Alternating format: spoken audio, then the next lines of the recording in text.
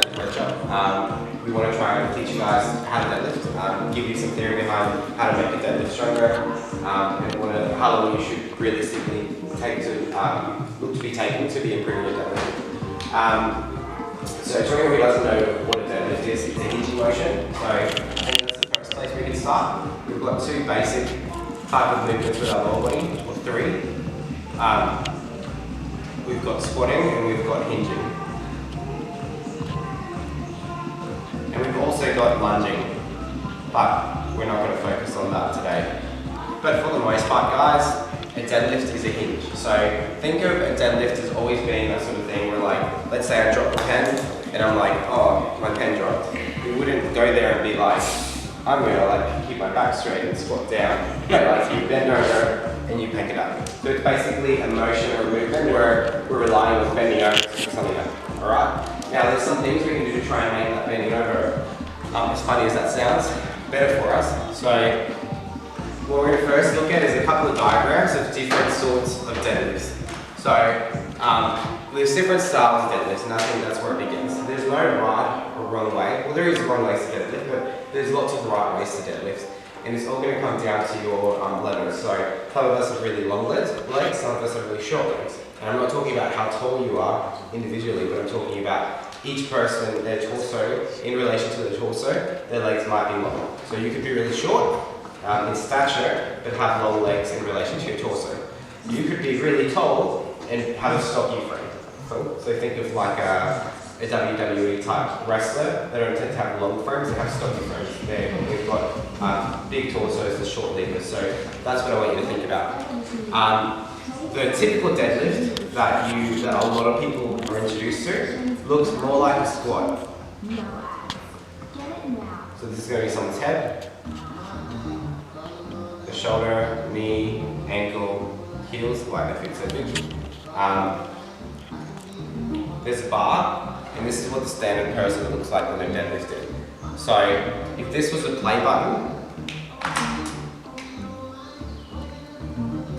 it's facing down. And a lot of us adapt that position because it feels like a squat. We squat a lot and we feel like comfortable in that position because it feels like we can use our legs. Now the problem with just using our legs, or the front part of our legs when we're deadlifting, is that we're never going to get into the meaty strong parts of our legs, which are our hamstrings, our glutes, and our lower back. So whenever you're in this sort of position, which looks like a squat, you're very quad dominant. Now that concept of being quad dominant is we've got our quadriceps on the front part of our thighs, and you're going to be using them to be lifting the deadlift for you. So you're basically squatting up the weight. Now when we're in a quad dominant position, just by nature, our hamstrings just are not that engaged. Alright? It's hard to feel them in that position, and they're just not that engaged, which means as a byproduct, for the sake of this movement, our glute might be engaged to some degree, but it won't be engaged as much as we'd like it to be. So we need to just think about how can we deadlift in a better position. So something that I like explaining all the time is that if we're deadlifting, and you can imagine this is a deadlift bar, we're changing the angle of our hip. So instead of having our hip be really low, we're going to try and bring our hip up. Also lift your hip up. Cool. What this is going to do is it's going to engage your hamstrings. Your quadriceps won't be as engaged. It'll engage your glutes, it's really nice and booty. It'll engage your lower back. Cool. Muscles work in chains, so if one thing isn't activated, then it'll move on to the next muscle group to try and get that, to recruit that, to do the work for you. And if we can get into a position where we get our hamstrings to be activated, our glutes are going to work along with us, and our lower back is going to work along with us. Not in single fashion, but in unison. So if we can have this engaged, then we've got the green light with both of those two muscle groups. A lot of the time when people start in this position, and they go for that first initial pull, what tends to happen is this hip gets tucked under them, and their lower back flares up in a really bad way because you're getting your vertebrae to be pulled in directions that they don't want to be pulled in. So this is something very simple that allows you to kind of basically understand the two main differences between deadlift number one, deadlift number two. you need to recognize what deadlift number 1 looks like to understand what possibly a better deadlift could look like. Now, there's going to be different degrees to how you perform this deadlift, or if you don't have the right leverage to perform this deadlift, how you could change it to something like this. And what that's going to be is, depending on how long your levers are, we can change something like that to look like something more like pushing your hips back a bit more, push your hips back a bit more, and almost keeping your legs almost straight. So almost like a straight-legged deadlift, which is often referred to as a Romanian deadlift, an IDL, something along the lines of that. Now, for people who rely on this sort of deadlift, it's not going to be for everyone. You do need a certain amount of flexibility in your posterior chain, which is all the muscle groups that run behind you. So you have to just realize that some deadlift styles just won't be for you, so find the one that works for you the best. Now, to compare the other variation that we had before, so we had more of that squatting deadlift. Not everybody has short levers, and this is a short lever type deadlift, to be able to deadlift in that position. So what some people are going to have to do is, instead of looking like this, is having their hip here, having their back here, having their knee here. You're still bending at your knee quite a lot more, but your hip isn't below you. So you've essentially created a play button that is facing backwards. You're going to see the play button. So when we try and do different deadlifts in a second, guys, we're going to, I think a really good way of learning something is being able to teach something else. We're going to be teaching each other the deadlift. When we go through this style, what you're mainly looking for is seeing, is there a play button being made on the person? So as I'm deadlifting, you should see a play button facing that way. Does that make sense? Cool. Alright guys, so we're just going to start with some bars, so let's put the box away. Let's grab some bars and we're going to start with some deadlift technique. So we're going to do different types of deadlift. Grab some bars. Okay, so we're going to talk about what to be doing in our deadlift. So when we grab onto that bar, cool. This is going to be what we don't want to be doing. We don't want to be in that squat position when we're doing that. So you see this by having your knees too low, your knees are over the bar, your back is too high, and as you stand up, you're pulling your torso straight and upright. That's something that you don't want to be doing. You do not want to be treating this like a squat. So to change this, we're going to pull our knees back slightly, hips are up a little bit higher, shoulders are over the bar, back is nice and straight, and all I'm thinking about from here is standing up and shooting my hips through. My shoulders come back, and I'm in a fully erect position from here to bring the bar down. I'm going to push my hips back and slide down my shins to that position there. So this would be a bad rep, and this would be a good rep. I want every person to do 5 reps, and I want you guys to give each other feedback as to whether the hips are too high or they're too low. Don't be shy guys, let this into it. So start in a bad position so you recognise what not to do, then go into a good position. So start with your hips too low so that you know what feels bad. That's it. So when your hips are too low, go back down to the machine. Drop your hips down, just up like a squat. That would be bad. Yeah. So it's pretty good. It's what should be.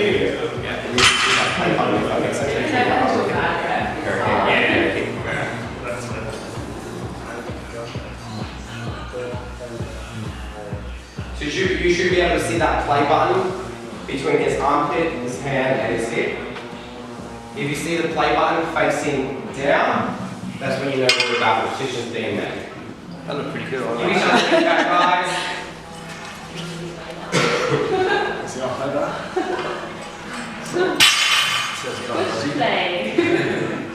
We'll make sure everybody's giving it a go, give it a couple of tries. Do a bad rep, do a good rep. So they good reps, yeah.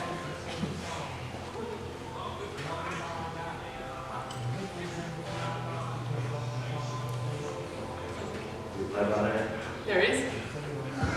Cool. And it should be pretty obvious to see. So, To me. as you look at the person, you should should be able to see a play button. Alright, now, to the person deadlifting, what you should be feeling is basically where your hip is in relation to the world. So your hip shouldn't be too low. That's the main thing you want to focus on. So every time you grab onto that bar, you're looking for your hip to be a little bit higher and not to be too low. Now the next thing we're going to look at is tension in your hamstring. So we can create tension in the back of your hamstring, then we can get your glutes to light up and your lower back to be working with you. So as we grab onto that bar, and we go to that side position. So from here, I could be here or I could be there. It's a subtle difference. The difference is how much my hamstrings are working. Right here in this position here, what I've got is I've got a lot of engagement. My hamstrings are feeling really tight. And all they want to do is be released by standing up.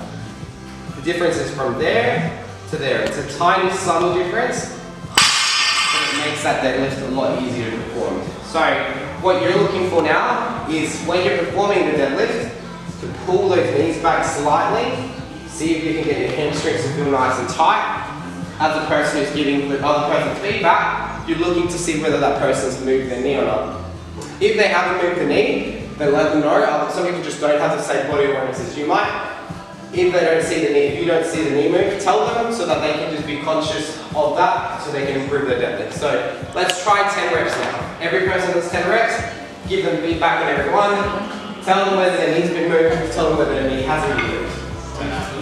So when are you actually moving your knee? So when you start, you pull it back slightly. Oh, okay.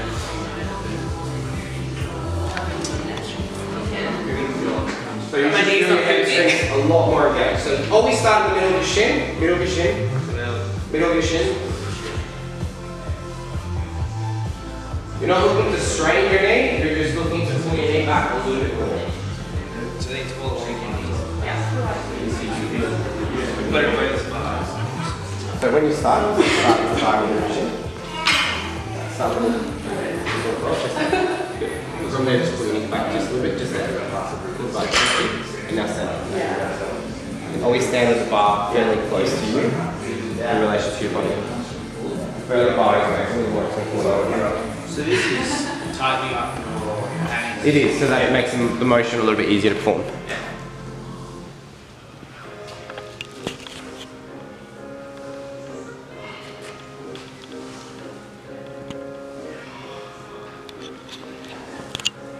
Cool. Give each other feedback, guys. Tell each other when it's good, tell each other when it's bad. Don't just not say anything.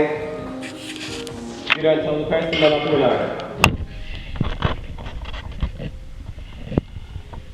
These 10 reps performed well, should feel like a bit of a workout. So start by pulling those hamstrings back, pull the bar towards your shin as you're performing that. So from there, pull the bar. Back down. Back down. Just like that. Good.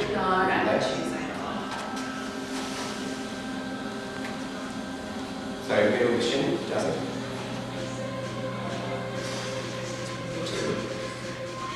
Concentration. Push a little bit lower. The bar wouldn't be that high yet, it would be there. Good. And lock your hips out a bit more at the top. Show it back. Good. So you should feel like your hamstrings are getting really engaged. Does everyone feel their hamstrings? Put your hand up if you could. Yep. Cool. Alright. Now the next thing we're going to look at is how can we play around with our leverages. So, and this is something that's going to be very individual to every person. So, if I stand with my feet shoulder width apart and I push my hips back, I have to bend down so low and I have to stand up so far. I can play around with that if I bring my feet close, push my knees out a lot. Cool. I can basically try and change how far I'm moving in that deadlift. Now, for performance, that's going to have a place in time at one stage, but for your leverages, if you happen to be really tall, or if you happen to be in a position where you don't quite feel your hamstrings here by pulling just your feet back, your feet shoulder width apart, I want you to play around with stance. So I want you to start shoulder width apart to begin with. Bring your feet in a little bit. As you bring them in, turn your toes out. And from this position here, what we're looking to do is we're looking to push our knees out as we're standing and stand up. Now that's not going to be for everyone, but for some people, it's going to get you to start in a better position because it's going to change your leverage. It's going to make you going from having not enough leverage to having better leverages so that you can stand that up a little bit better. Some of you guys are going really wide in this position here and your knees are caving in, which means your glutes aren't being fully activated. So try and go a little bit closer, push those knees out so we can try and really engage the glutes. So basically, go from shoulder width to a little bit closer. 3 reps at each set, so wide, a little bit closer, and a little bit narrower, and I want you to see what works for you. Cool, let's give it a go, guys. As you're looking to your partners, guys, just make sure to give them feedback whether it actually looks like they move their feet or not. A lot of people feel like they're moving their feet, but aren't actually moving their feet. So even shoulder width part, go a little bit closer. Feet not being too wide. Toes a bit more. So you're here. Yeah, a little wider. Yeah, tighter. Yeah. How does that feel? Good. Like a closer or is that Try it. No, try. Yeah, that's great. Very light.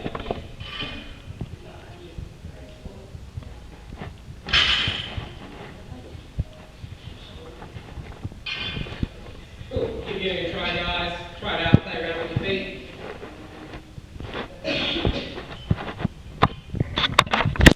So if you stand like go closer, yeah, toes out a bit more. Yeah. Really push your knees out as you stand, then push it through.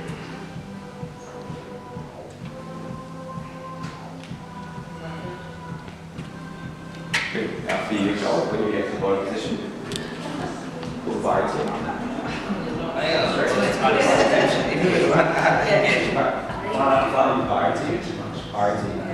to and lean back and stand from there. It's the start of the same, we're always starting with half an hour or two. Yeah, so forward. Always work, use gravity to try and pull yourself back. Pull back, pull back.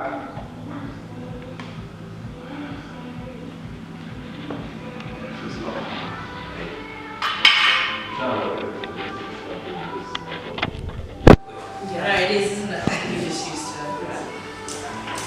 Cool. And the trick, the idea isn't to go so close that you're like right here. It's just go closer than you were before, because some of you guys were really wide in your deadlift. There's going to be a point where it feels better, and there's going to be a point where it just feels awkward and worse. The point isn't to deadlift with feet as close together as you need to, but for some people it's going to help if they're in that closer position, pushing their knees out. Good job. Cool. Now the next thing we're going to focus on, guys, is going to be where that bar is in relation to you. So we've got something very simple that we can do with all of our deadlifts that would pretty much improve everybody's deadlift immediately. I'm going to explain this with a box. So as I do a deadlift, I'm going to put a box here.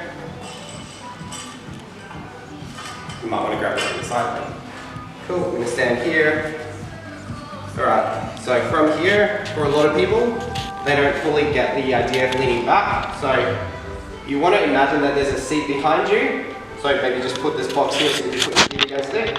And I want you to lean back. Just know that you're not going to fall. Don't want you to sit on it. And from here, just sit back. So you're looking to have the weight going backwards. So I'm not trying to stand the weight up forward. I'm not trying to do it clean where I'm trying to pull in a straight line. I'm looking to lean back. From this position here, I'm sitting back. Now, a lot of people complain that when they sit their weight backwards, they feel like the toes are coming up from the ground. Really easy, simple way to fix that is your big toe. Think of it being glued to the ground. So as you're leaning back, point your big toe with all its weight downwards into the ground. As you do that, you're going to feel really stable and you're not going to feel like you're falling back. So what I want everyone to try is basically, if you're the one who's doing this, have that bar sitting right against you as you stand up. Don't let the bar go away from you. And if you're looking for this, tell them if the bar doesn't seem like it's right against the shins. Let's try 5 reps each. So bar right against you, should not be feeling like the bar's going away from you. Almost be straight from the shins. It won't do the bar, yeah, so it's just kind of explain to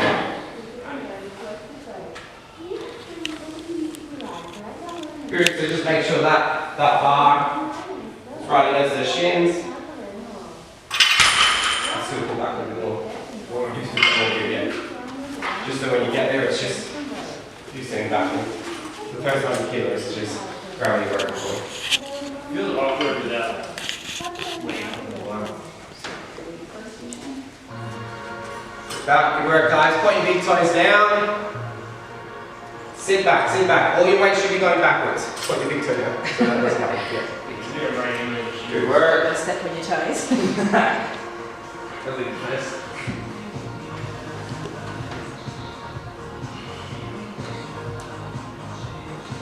Go a little bit closer. Joel, go a little bit closer, Sam.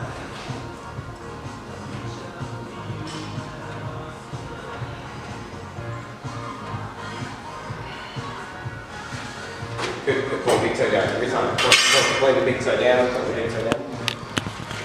So get yourself into that position. Point your big toe down, stand up, point your big toe down now. Yep.